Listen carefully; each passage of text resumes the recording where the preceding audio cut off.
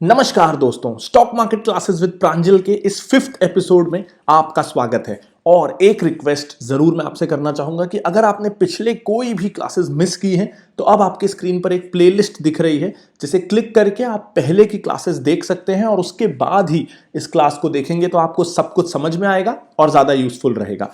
आज हम क्या डिस्कस करने वाले हैं? आज हम काफी सारे इंपॉर्टेंट कंसेप्ट डिस्कस करने वाले हैं, जैसे एसेट टर्नओवर, कैश साइकिल क्या होता है। इसके अलावा आज हम जानेंगे कि कैसे बोनस इशू में कुछ भी बोनस नहीं है, राइट्स इशू कैसे आपको एक तरह से मजबूर करता है जरूरत से ज्यादा पैसा लगाने के लिए, और कैसे स्प्लिट से भी बिल्कुल खुश होने की बात नहीं है।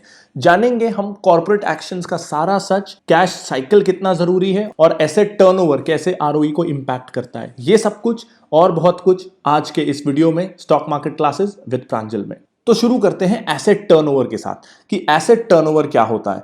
एसेट टर्नओवर आपको बेसिकली ये बताता है कि अगर कंपनी ने एक मशीन खरीदी है, मान लीजिए 100 रुपए की, तो उस 100 रुपए की मशीन से वो कितने रुपए का सामान बना पाती है और बेच पाती है। जैसे हो सकता है दो लोगों ने बिजनेस चालू किया, दोनों ने 100 रुपए की मशीन खरीदी। एक ने उस 100 रुपए की मशीन से 500 रुपए का माल बना के बेच दिया, एक ने उस 100 रुपए की मशीन से 100 ही रुपए का सामान बनाया। तो कौन सी कंपनी बेटर हुई? वो कंपनी जो कम से कम लागत में ज्यादा से ज्यादा सामान बना सके और बेच सके, वो बेहतर कंपनी हुई। और इसीलिए जितना ज्यादा किसी कंपनी का एसेट टर्नओवर हो, ये उतनी अच्छी बात है। इसको एक और सिंपल एग्जांपल से समझते हैं। उबर या ओला का एग्जांपल ले लीजिए। आपने एक कार खरीद ली, उसको एज अ टैक्सी चलाने का आपका प्लान है। अब आपके पास एसेट जो कि गाड़ी है वो पहले से है। अब जितना आप उस एसेट को यूज करेंगे, उस एसेट्स पे जितनी ज्यादा सवारियां आप गाड़ियों में ला पाते हो, जितनी ज्यादा टूर रोज कर पाते हो उस टैक्सी में, उतना अच्छा हो गया आपका एसेट टर्नओवर। आप उस गाड़ी का उतना अच्छा यूज कर रहे हो सेल्स करने के लिए। तो ये जो टैक्सी ओनर्स में आप भीड़ देखते हैं ओला और उबर के साथ जुड़ने के लिए, वो क्यों इतने आतुर रहते हैं ओला उबर से जुड़ने के लिए? क्योंकि ओला और उबर उनको कस्टमर्स लाके देते हैं। पहले जहां टैक्सी ओनर्स ढूंढ ढूंढ के कहीं से कस्टमर लाते थे फोन्स के जरिए और अपने रेफरेंसेस के जरिए, अब ओला उबर से एक ऐप में बटन दबाया और उनको कस्टमर मिलना चालू हो जाते हैं। तो उनकी गाड़ी की ग्राहकी बढ़ जाती है, यानी उनका एसेट टर्नओवर बढ़ जाता है। तो ओला और उबर दुनिया भर के टैक्सी ओनर्स को यही वादा करते हैं कि हम आपका एसेट टर्नओवर बढ़ा देंगे। बढ़ाते हैं कि नहीं वो अलग बात है, लेकिन ये इतना जरूरी रेशो है, अब आप समझ सकते हैं कि पूरा पूरा बिजनेस लगभग इसी पे डिपेंड करता है कि आप अपने एसेट्स को कितने अच्छे से रोटेट या उसका टर्नओवर करते हैं। तो उम्मीद करता हूं कि एसेट टर्नओवर रेशो अब काफी हद तक आपको क्लियर हुआ होगा। अब जानते हैं कि ये कैश साइकिल या जिसे कैश कन्वर्जन रेशो भी कहते हैं, ये क्या होता है। एक एग्जाम्पल लेते हैं कि मान लीजिए आपको रेडीमेड टी शर्ट्स का बिजनेस करना है। तो पहली तारीख को आपने बिना सिला हुआ कपड़े का थान किसी से खरीदा और 1 तारीख को उसको पैसे दिए, बदले में उससे वो थान ले लिया। अब उस थान से आपने कपड़े बनाए। ये करने में आपको 10 दिन लग गए। 10 दिन बाद आपके पास रेडीमेड टी शर्ट्स आ गई जो आपने बनाई। अब उनको बेचने में आपको 20 दिन और लग गए। 30 तारीख तक आपकी सारी टी शर्ट्स बिक गई और आपके पास पैसा वापस आ गया। तो अब आपने पैसा लगाया और पैसा वापस आने में, इसमें टोटल 30 दिन लग गए। आपने 1 तारीख को कपड़ा खरीदा पैसा देके, 10 दिन में उसको सिया और अगले 20 दिनों में उसे बेचा। तो 30 दिन का आपका एक कैश के रोटेशन का साइकिल हो गया। इसे कहते हैं कैश साइकिल या कैश कन्वर्जन रेशो। तो अब अच्छी कंपनियों में यूजुअली ये बहुत कम होता है। इनफैक्ट HUL हिंदुस्तान यूनिलीवर के केस में ये नेगेटिव है। ये तो बहुत ही अच्छी बात हो गई। तो नेगेटिव कैश साइकिल का क्या मतलब है? इसका सिंपल सा मतलब यह है कि जिसको HUL को पैसे देने हैं, जब HUL को पेमेंट करना होता है तो वो पेमेंट बहुत बाद में करता है, और जब माल बेचना होता है तो वो पैसे एडवांस में ले लेता है। यानी इसको उसी कपड़े वाले एग्जाम्पल से देखते हैं कि मान लीजिए HUL को टी शर्ट्स बनानी है। तो HUL एक बड़ा ब्रांड है, उसने बल्क ऑर्डर दिया कि मुझे इतने 1000 टन कपड़ा चाहिए और इस तरीके का। तो ऐसे में जो सप्लायर है वो HUL जितना बड़ा ग्राहक खोना नहीं चाहेगा। तो HUL उस पर एक शर्त लगाएगा कि लूंगा कपड़ा मैं आज 1 तारीख को, पैसे दूंगा मैं 40 दिन बाद। अब क्योंकि इतना बड़ा ऑर्डर है, 40 दिन बाद ही सही, लेकिन इतने करोड़ रुपए आएंगे तो कौन सप्लायर मना करेगा? तो सप्लायर हाँ बोल देता है। तो HUL को कपड़े आज मिल गए 1 तारीख को, लेकिन उसको पैसा देना है 40 दिन बाद। अब एचयूएल के पास बड़े बड़े प्लांट, मशीनरी सब कुछ होगी तो वो कपड़े बना भी 2 दिन में देगी, और फिर उनका डिस्ट्रीब्यूशन नेटवर्क इतना स्ट्रांग है कि उसे बेच भी 4-5 दिन में देगी। यानी 1 तारीख को उसको कपड़ा मिला, 7 तारीख तक उसने सब बेच दिया, और उसको पैसा देना है 40वें दिन, लेकिन पैसा उसके पास तो 7वें ही दिन आ गया। तो ऐसे में उसका कैश कन्वर्जन साइकिल हो गया -33, यानी पूरा एडवांस में ही एचयूएल का काम हो जाता है, किसी को एक्चुअल में पेमेंट करना ही नहीं पड़ता। क्योंकि ऐसा भी सोचिए कि एचयूएल जो डिस्ट्रीब्यूटर्स, होलसेलर्स को माल देता होगा, उनसे भी एडवांस लेता है, तो जिससे माल खरीदा, जिसको पेमेंट करना है, उसको करता है 40 दिन बाद, और जिसको प्रोडक्ट दिया, जिससे पैसा लेना है, उससे पैसा ले लेता है एडवांस। तो यानी पहले केस में जहां हमने जो पैसा लगाया वो पैसा निकालने में 30 दिन लग गए, एचयूएल के पास तो दोनों तरफ से एडवांस आ गया। ऐसा होना तो बहुत ही अच्छी कंडीशन है, और ये दिखाता है कि कंपनी की रेप्यूटेशन कितनी अच्छी है। जो एचयूएल के केस में हम -52 डेज देख रहे हैं, यानी 52 दिन पहले ही इसे एक तरीके से पैसा मिल जाता है। अब जानते हैं एक बुरी कंपनी के साथ क्या होता है। ये एक पेनी स्टॉक है। तो पहले एसेट टर्नओवर को देखिए, जहां एचयूएल 100 रुपए के एसेट पे 220 रुपए का माल बेच देता था, वहीं ये 100 रुपए के एसेट हैं तो केवल 7 रुपए का माल बेच पाता है। तो एसेट टर्नओवर भी बहुत बुरा है। और कैश साइकिल देखिए, इसे जो पैसे से इसने माल खरीदा, उसका फिनिश्ड प्रोडक्ट बनाने में, डिस्ट्रीब्यूटर्स को दे के फिर उनका पैसा वसूल करने में लगभग साल भर लग जाता है, साल भर से भी ज्यादा लग जाता है। तो साल भर तक इस कंपनी का पैसा बाजार में फंसा रहता है। और आप में से जो लोग बिजनेस में हैं वो जानते हैं कि साल भर पैसा फंसे रहने का मतलब क्या है। वो बिजनेस तो चौपट होना ही है। तो हमेशा ये खास करके आपको बता देगा कि बिजनेस की हालत कितनी अच्छी है, क्या इसके कस्टमर से ये पैसा ले भी पाता है टाइम से या नहीं, और अपने एसेट से ये सच में माल बना भी पाता है या नहीं।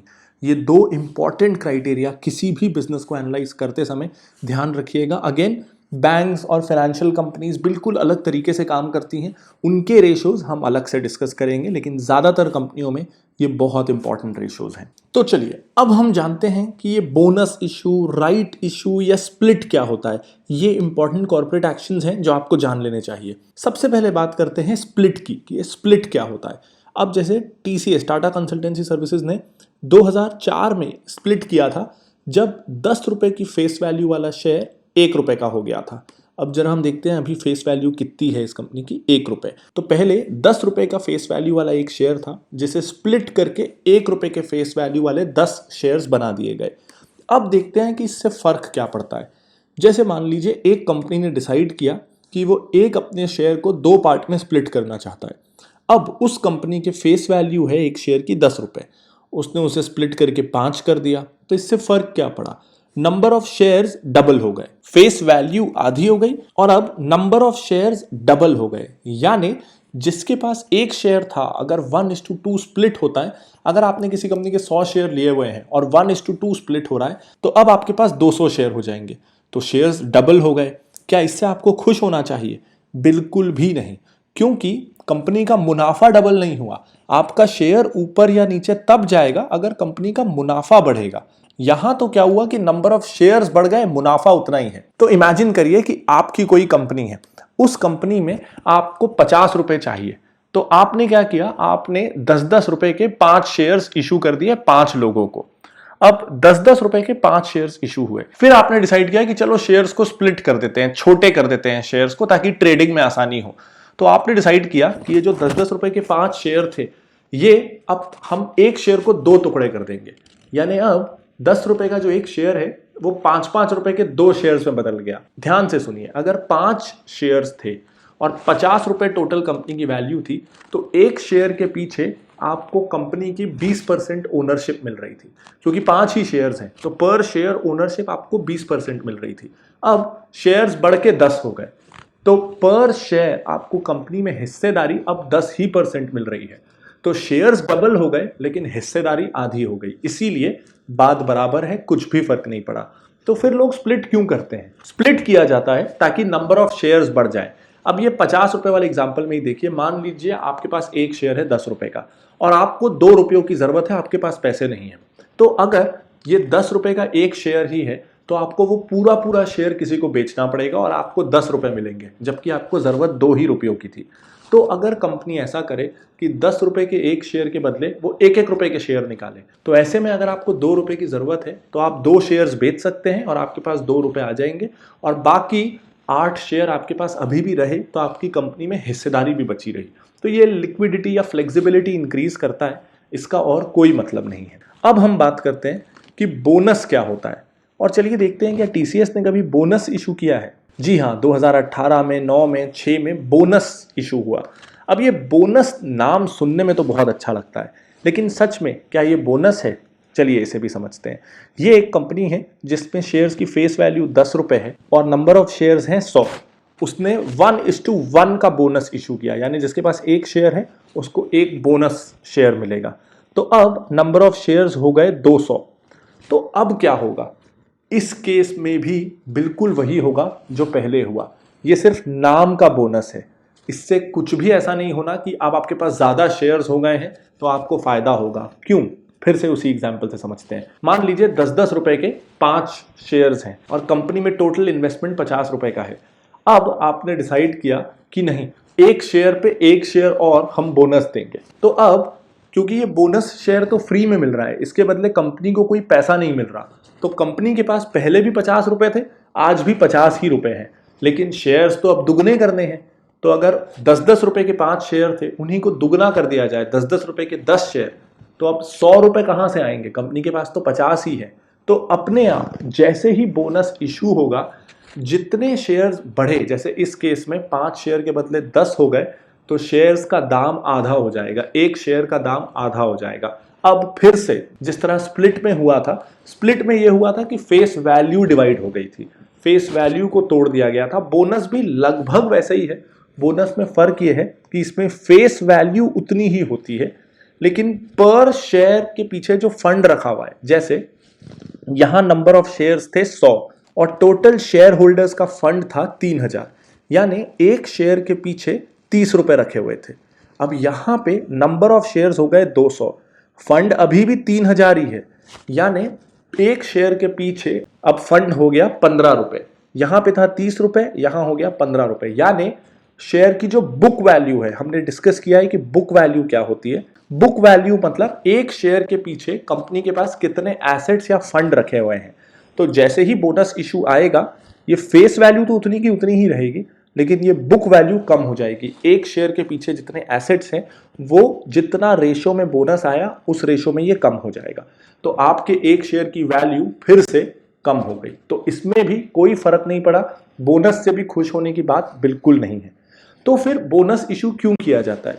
अब देखिए, मिनिमम आपको 1 रुपए की फेस वैल्यू तो रखनी पड़ेगी। अब देखिए, जिन कंपनियों की फेस वैल्यू ऑलरेडी 1 रुपए है, वो और कम तो नहीं कर सकती फेस वैल्यू, इसे 1 रुपए तो होना ही है। तो क्योंकि वो इसे और कम नहीं कर सकती, तो वो इसे कम कर करके बुक वैल्यू को हाफ कर दिया, शेयर्स डबल कर दिए। इसे कम करते जाते हैं और बोनस लाते जाते हैं, ताकि अगेन लिक्विडिटी बढ़े, लोगों को खरीदने में, निकलने में, पार्शियली बेचने में आसानी हो। अब देखिए, एक एग्जाम्पल मैं आपको देता हूं एमआरएफ का। एमआरएफ के एक शेयर की आज दाम है 57,000 और कुछ समय पहले ये 73,000 भी थी। तो हम में से कितने सारे ऐसे लोग हैं जो एमआरएफ का एक शेयर भी खरीद ही नहीं पाएंगे, क्योंकि हमारे पास इतने पैसे ही नहीं है। तो एमआरएफ अगर कल को बोनस ले आए और बोले कि एक शेयर के पीछे 10 शेयर अब मिलेंगे बोनस, तो इस शेयर का दाम गिर के 5,500 हो जाएगा। तो हम में से कितने सारे लोग जो एमआरएफ में निवेश करना चाहते हैं बट इस महंगे प्राइस के कारण नहीं कर पा रहे हैं, वो कर सकेंगे। या फिर वो बोले कि 10 रुपए की फेस वैल्यू को तोड़ के अब हम 1 रुपए कर देते हैं, तो भी इस शेयर का दाम 1/10 हो जाएगा, ये 5,500 का हो जाएगा। तो हम शेयर्स को अफोर्ड कर पाएंगे, इसमें ट्रेडिंग हाई वॉल्यूम में हो पाएगी। सिर्फ यही कारण है कि लोग ऐसा करते हैं। तो एमआरएफ आज एक शेयर के प्राइस के हिसाब से सबसे महंगा है, लेकिन वो इसलिए नहीं है कि एमआरएफ ओवर वैल्यूड है या फिर एमआरएफ इंडिया की बेस्ट कंपनी है। एमआरएफ इसीलिए सबसे महंगा दिखता है क्योंकि उसने कभी भी स्प्लिट या बोनस लाया नहीं। चलिए देखते हैं, क्या एमआरएफ ने कभी स्प्लिट या बोनस नहीं लाया? कोई स्प्लिट नहीं, कोई बोनस नहीं। इस कारण इसका दाम इतना ज़्यादा है, तो ये ओवर वैल्यूड है ऐसा नहीं है। क्योंकि अगर आप इसे पी वाइज देखें, पीबी वाइज देखें और इसके पीयर्स से भी कंपेयर करें तो बाकी कंपनियों के मुकाबले ही इसके वैल्यूएशन रेशोज हैं। क्योंकि अगर हम कुछ बेसिक वैल्यूएशन रेशोज ही ले लें जैसे पीबी या पीई, तो बालाकृष्ण इंडस्ट्रीज से पीबी में सस्ता ही है, पीई भी कोई बहुत ज़्यादा नहीं है। तो ऐसा नहीं है कि एमआरएफ बहुत महंगा शेयर है, लेकिन क्योंकि स्प्लिट या बोनस नहीं हुआ इसलिए महंगा दिखता है। और इसका मतलब ये भी नहीं है कि आप पीबी या पीई देख के टायर कंपनीज को ले लें आंख बंद करके। हम इंडस्ट्री वाइज वैल्यूएशन आगे के चैप्टर्स में जरूर सीखेंगे। इसके अलावा राइट्स इशू जो थोड़ा और कॉम्प्लिकेटेड है उसे हम डिस्कस करेंगे अगले वीडियो में। और अभी मत जाइए, आज का आपका होमवर्क बाकी है, अब से हम करेंगे होमवर्क भी।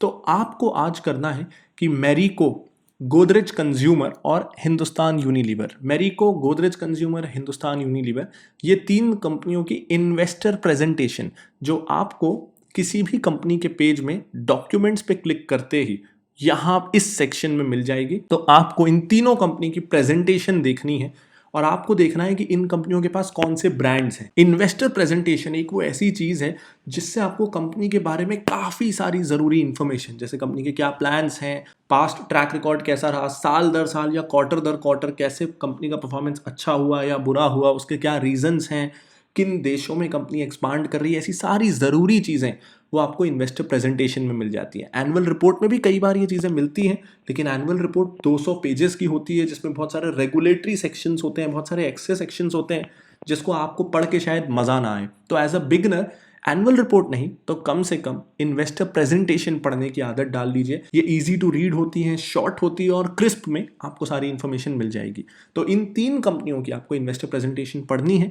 उसके बाद इस वीडियो में कमेंट करके मुझे बताइएगा कि इन तीनों में से आपको सबसे अच्छे ब्रांड्स किस कंपनी के लगे और आपको क्या लगा कि बेस्ड ऑन द ब्रांड्स जो इन कंपनियों के पास हैं कौन सी कंपनी का फ्यूचर सबसे अच्छा होने वाला है। और हाँ, इस लॉकडाउन के मौके को जाने मत दीजिए, सीखिए वैल्यू इन्वेस्टिंग इन डेप्थ, बनिए एक expert stock market investor academy of value investing के कोर्स को लेके, जहां हम लगातार आपको सिखाएंगे एक अच्छा इन्वेस्टर बनना। तो आप भी अकेडमी ऑफ वैल्यू इन्वेस्टिंग के मेंबर बन सकते हैं ऊपर कार्ड पे क्लिक करके या इस वीडियो के डिस्क्रिप्शन में जाके। और अगर आप टिकर बाय फिनोलॉजी को चलाना और अच्छे से सीखना चाहते हैं तो टिकर की आईडीज अब आपकी स्क्रीन पर हैं, जहां हर रोज हम टिकर को बेटर यूज करने के तरीके आपको बताते रहते हैं। तो उन आईडीज को भी फॉलो जरूर कर लीजिएगा। अगर ये वीडियो पसंद आया हो तो लाइक, शेयर और कमेंट करना बिल्कुल मत भूलिएगा। मैं लाता रहूंगा ऐसे और बहुत सारे वीडियोस। तब तक के लिए this is Pranjal Kamra signing off. Bye bye.